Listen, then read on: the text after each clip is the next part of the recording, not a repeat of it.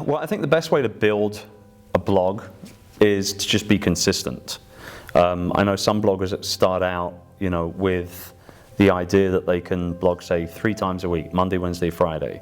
And after maybe 2 or 3 months of doing that, they find that it's a schedule that they can't keep up with, and they start cutting back. Yet your audience has started to truly get used to that schedule. Now, there is one overall factor that bloggers must try and attain, and that is you want to become somebody's favorite. It's really that simple.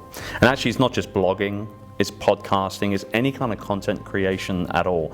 You want to become somebody's favorite.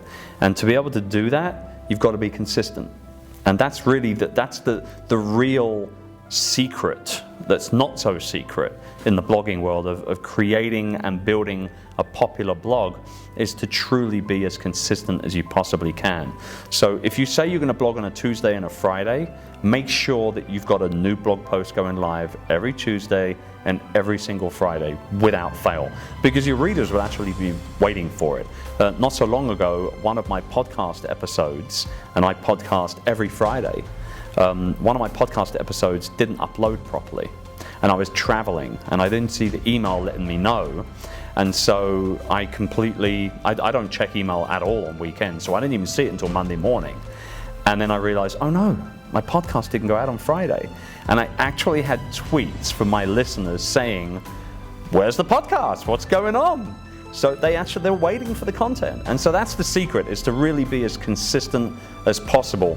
As for getting your readers or your listeners, if you're podcasting or whatever, but as for getting your listeners to engage, or not necessarily engage with the blog, but at least make sure that they're consuming what you're putting up, you've got to tell them about it. Even if you're consistent, even if they're waiting for the content, every now and then they might forget, or they might have other priorities, or whatever the case may be.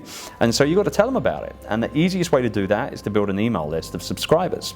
So you've got to offer a really good, what they call opt-in magnet on your blog. So it can be a free ebook or a checklist or a video training series or whatever it is. And they sign up for that by giving away their email address.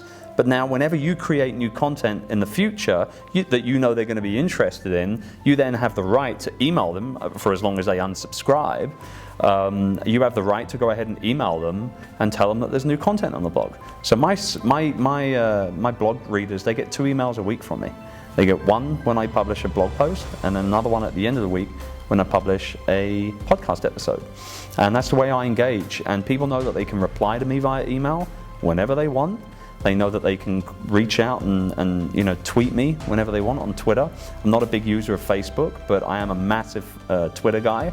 And they know that email and Twitter, that's the way to engage with me, and that's the way I engage with my audience.